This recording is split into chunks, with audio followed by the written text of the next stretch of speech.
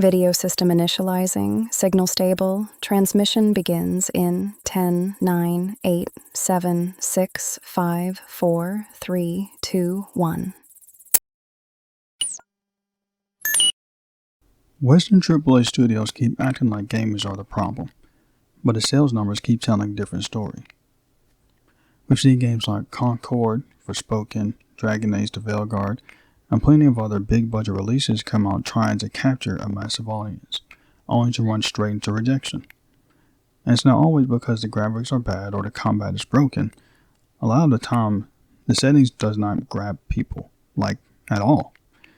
The characters turn people off, and that game feels like it was built to lecture the audience instead of entertain them.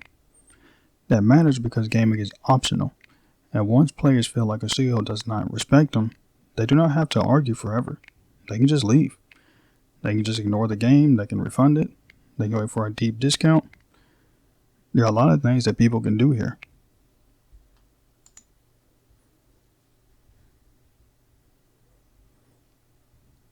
I've noticed this more and more in the way people talk about games now. When a Western AAA game gets announced, there's this kind of, hesitation, you could call it. People do not instantly trust the trailer, the studio, or the message behind the marketing. And honestly, I understand why. Because I've had the same feeling where a game looks expensive, polished, and technically impressive, but something about it feels hollow. It feels like the studio spent millions building the product but forgot to ask one basic question. Will players actually enjoy spending time in this world? This is where a lot of these games lose people. The world does not feel exciting. The characters do not feel, even worth following. The tone feels preachy or safe. The game feels designed by a committee instead of by passion.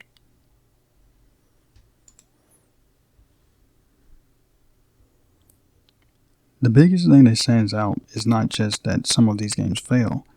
The biggest issue is how often the response feels like blame shifting. Instead of asking why players rejected the game, some studios, journalists, and online defenders act like the audience is just stupid, hateful, or immature. And sure, some gamers can be toxic, but every massive audience has toxic people in it. But using the worst parts of the audience as an excuse to ignore the broader customer response is a dangerous move. Because sometimes the answer is simple. The game just didn't connect. Players did not like the characters, didn't care about the world, didn't enjoy the writing, did not trust the marketing. Players felt like the game was talking down to them the whole time.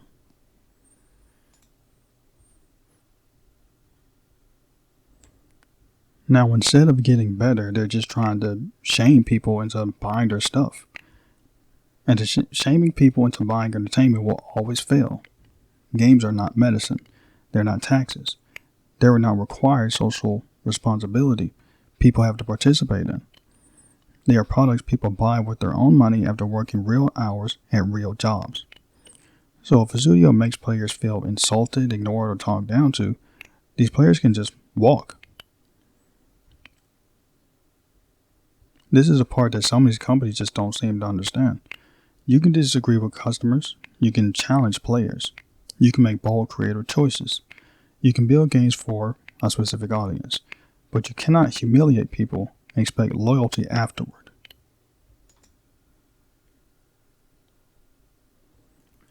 This is where Asian studios have started to stand out. While a lot of Western AAA feels more cautious, corporate, and more afraid of offending the wrong crowd, many Asian studios are making games that feel distinct.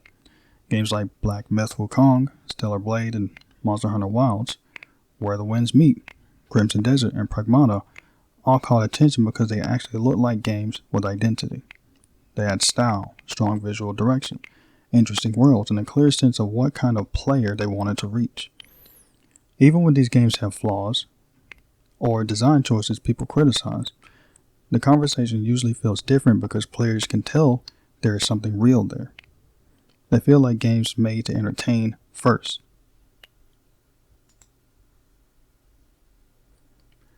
This is why I think Asian studios are quietly taking more space in PC and console gaming. Not because every Eastern studio game is perfect, not because every Western game is trash. and definitely not because one side has all the talent and the other side has none. The difference is that a lot of Asian studios seem more willing to give players clear fantasy, strong style, memorable characters, and gameplay people can get excited about. Meanwhile, too many Western studios feel trapped between corporate caution and cultural messaging. They want a massive audience, but make games that feel narrow.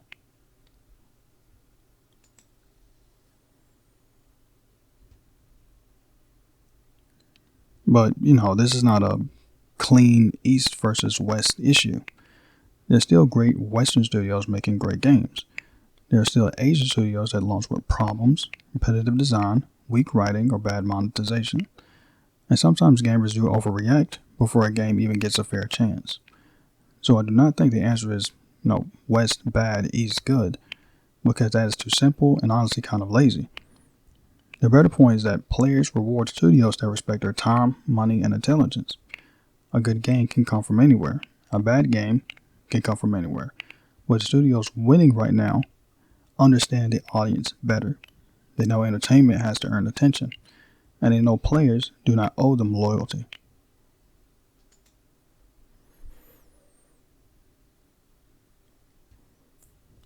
To a point, entertainment reflects culture, and gaming is showing us something uncomfortable right now. A lot of Western entertainment feels like it lost its confidence.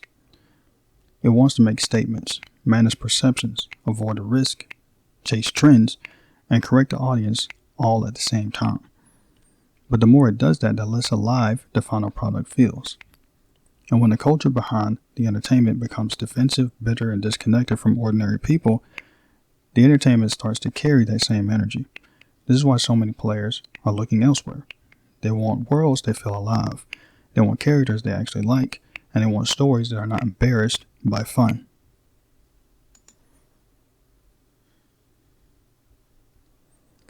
The studios that are winning are not doing anything magical. They make a great game, they communicate clearly, they fix problems quickly, they ignore bait instead of turning every criticism into a culture war, and most importantly, they let the quality of the game speak louder than the drama around it. That formula still works.